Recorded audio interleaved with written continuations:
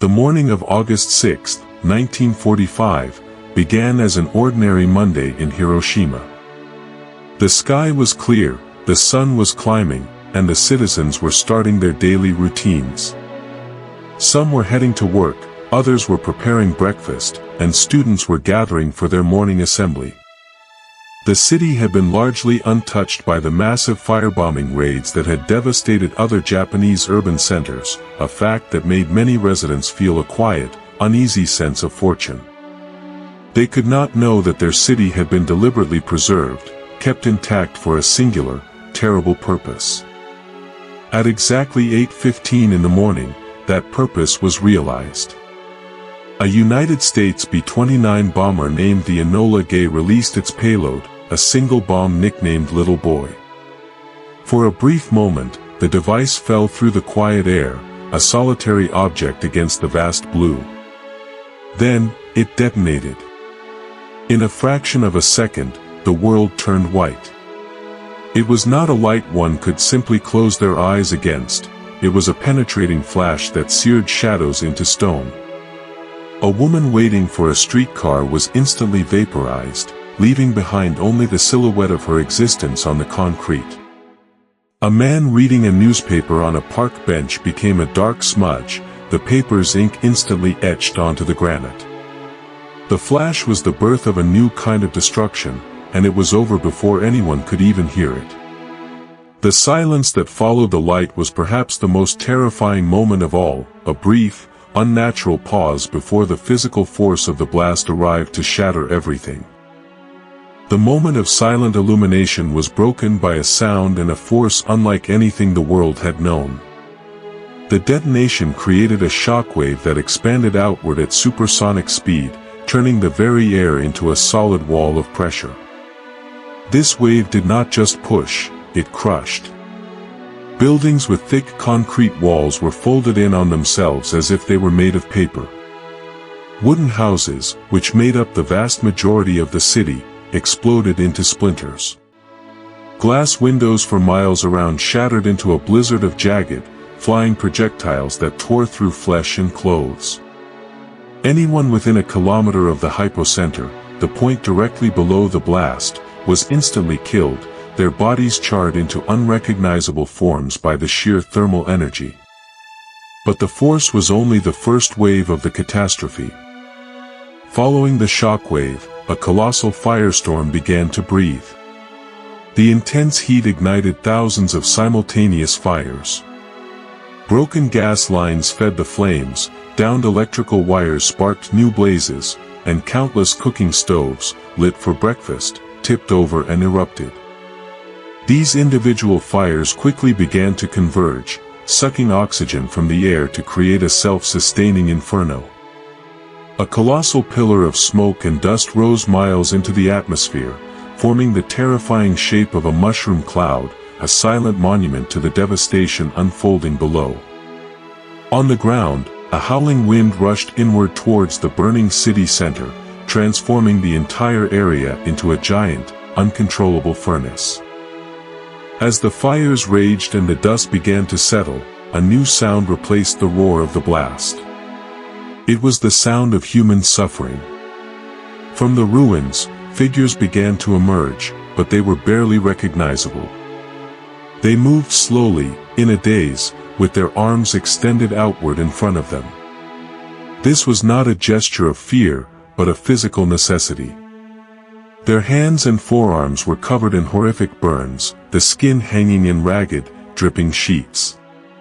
Holding them up and away from their bodies was the only way to manage the searing pain. They were like a procession of ghosts, shuffling silently through the smoking landscape.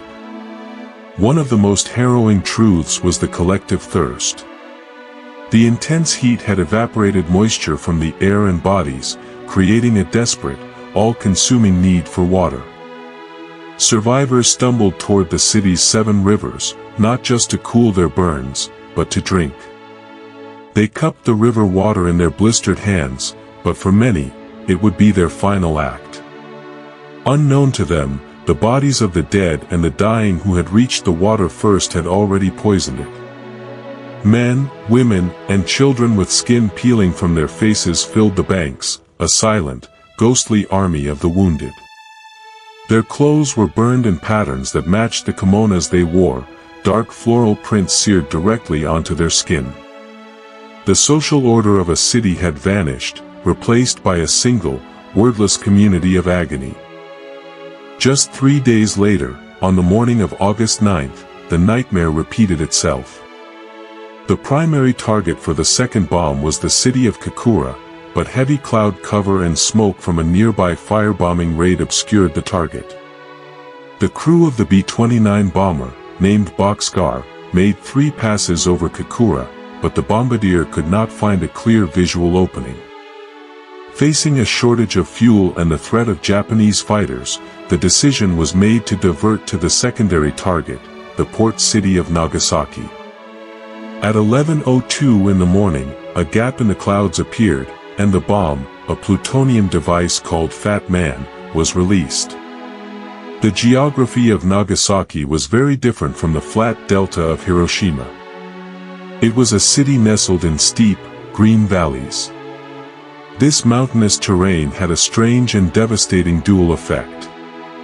The hills funneled the blast's incredible power, amplifying its destructive force within the narrow valley of the Urakami district, where the bomb missed its intended downtown target by a significant distance. At the same time, the hills shielded the historic central city from the worst of the shockwave. Inside the funnel, however, the result was catastrophic. The largest cathedral in East Asia, the Urakami Cathedral, was packed for a morning mass. The colossal stone structure, a testament to a centuries-old hidden Christian community, collapsed in seconds, crushing the entire congregation. For a second time, a synthetic sun had been ignited over a civilian population, proving to the world that the first bomb was not an isolated weapon of terror but the start of a new and horrific age.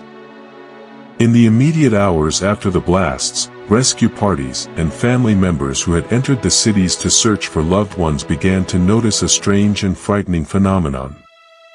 People who had survived the flash, the fire, and the collapsing buildings with only minor scratches or no visible injuries at all were suddenly and inexplicably dying. A soldier who had been helping to clear rubble felt a wave of nausea and collapsed, never to stand again. A child who had seemed perfectly fine in the morning developed a high fever and bleeding gums by nightfall. Doctors were completely baffled. They were dealing with an aftermath that had no precedent in the long history of war. The weapon that had destroyed these 2 cities had released something more than just a physical blast. It had unleashed a silent, invisible, and odorless poison. This energy, later understood as ionizing radiation, had penetrated deep into the bodies of anyone within a certain radius at the moment of the blast. It had damaged the very core of their being, the cells in their bone marrow, the lining of their intestines, and the hair follicles on their heads. The first wave of this silent killer was acute radiation syndrome. People's internal organs were shutting down. Their white blood cell counts, the body's army against disease, dropped to 0.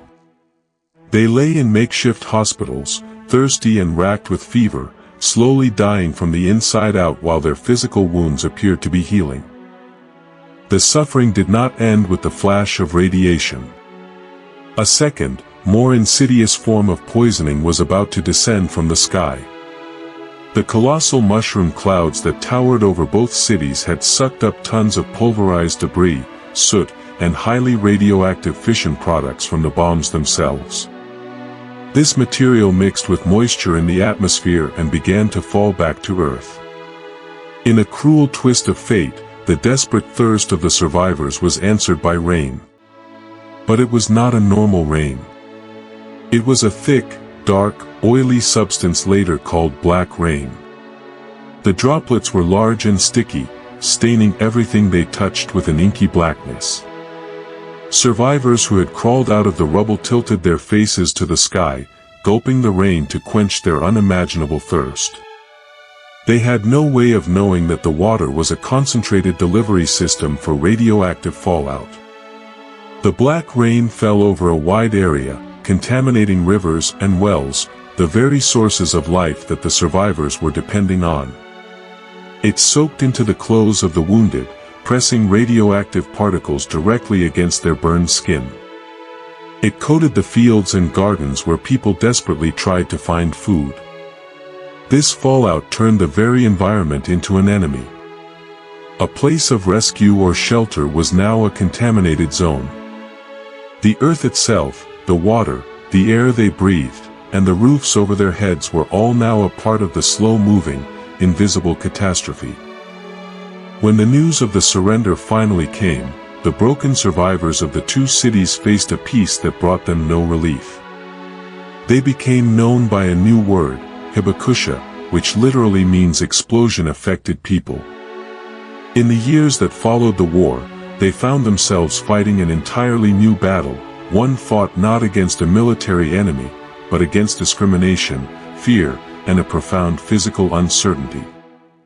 People from other parts of Japan were terrified that radiation sickness was a contagious disease, like a plague. The Hibakusha found it difficult to find jobs, because employers feared they would become sick and be unable to work.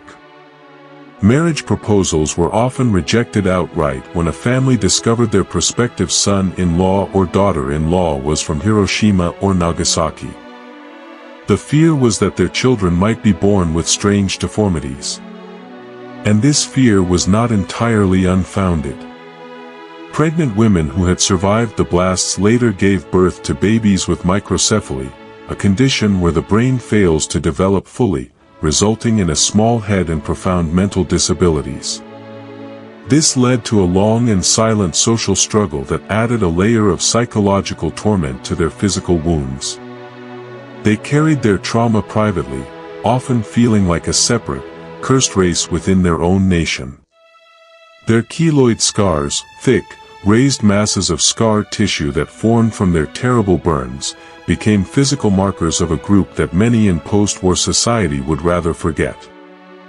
The acute radiation sickness that killed so many in the first weeks faded, but for those who survived, a lifetime of waiting began. It was a waiting for a time bomb that ticked away silently inside their own cells. The damage done to their DNA would manifest years, even decades, later in a horrifying surge of cancers. Leukemia, a cancer of the blood, was the first to spike. Children who were very young at the time of the bombing began to fall ill and die just as they were entering their teenage years. The leukemia rate among survivors was incredibly high, a direct, traceable signature of the radiation's impact on their bone marrow. After leukemia, a wave of solid cancers followed. Cancers of the thyroid, lung, breast, stomach, and nearly every other organ appeared at rates much higher than normal. The survivors lived their lives with a sword hanging over their heads, never knowing if the next medical checkup would reveal the silent growth that would end their lives. The psychological trauma was equally an unending ailment. Survivors suffered from nightmares and deep-seated guilt. They constantly asked themselves why they lived when a schoolmate walking just a few feet behind them had been incinerated. This complex web of physical disease and psychological trauma, layered on top of social discrimination, created a suffering that was not a single event but a permanent condition, a life sentence with no release date. The two bombs did more than destroy two cities. They fundamentally altered the architecture of global power and the psychology of our species. The detonations in Hiroshima and Nagasaki remain the only 2 times nuclear weapons have been used in warfare, but they triggered an immediate and frantic global scramble for this ultimate power. The door to the nuclear age had been violently kicked open, and the world stumbled through it into the Cold War. The tension was no longer just about winning a battle or taking territory. It became a high-stakes standoff where the fate of humanity could be decided in an afternoon. The United States and the Soviet Union built tens of thousands of warheads, each one many times more powerful than the bombs that had evaporated a city. A new, terrifying vocabulary entered our language, mutually assured destruction, a doctrine where two enemies would deter each other by the certain promise of total annihilation. Brinkmanship became a diplomatic strategy, a game of chicken played on a planetary scale. The lesson of Hiroshima and Nagasaki was not just that nuclear weapons are destructive, but that their existence creates a permanent state of dread. The world now lives under a technological umbrella of potential extinction, a reality that has seeped into our art, our politics, and our collective nightmares. The bomb created a threshold that, once crossed, could never be uncrossed, making every subsequent generation the inheritor of an unpayable debt of anxiety. Today, the physical ruins of Hiroshima and Nagasaki are gone, replaced by vibrant, modern cities.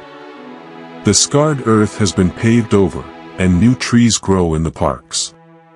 But the memory of what happened there is preserved with a meticulous and sacred dedication. The most powerful monument to this legacy is perhaps the Genbaku Dome in Hiroshima, the former prefectural industrial promotional hall. Because the bomb's blast came from almost directly above the building, the dome's skeletal iron frame remained standing even as everyone inside was killed. When the city was rebuilt, a fierce debate arose about whether to preserve this ghostly structure or tear it down as a painful reminder. In the end, the decision was made to keep it exactly as it was, an open wound in the cityscape, a ruin not of an ancient civilization but of our modern scientific ambition. It now stands as a UNESCO World Heritage Site. Across the river in Peace Memorial Park, a statue of a young girl named Sadako Sasaki stands with her arms outstretched, releasing a paper crane into the sky. Sadako was 2 years old at the time of the bombing and died a decade later from radiation-induced leukemia. Her story, and her 1,000 paper cranes, has become a global symbol for innocent victims of war. The legacy of these two cities is not one of power or victory, it is a quiet, desperate, and unwavering warning about the consequences of unlocking the fundamental forces of the universe. The red lotus flower, a symbol of rebirth in Buddhist tradition, has become an unofficial symbol of the Hibakusha, representing their hope that from the fire and ash, a lasting peace might one day bloom. Their final message is simple: no one else should ever suffer as they have.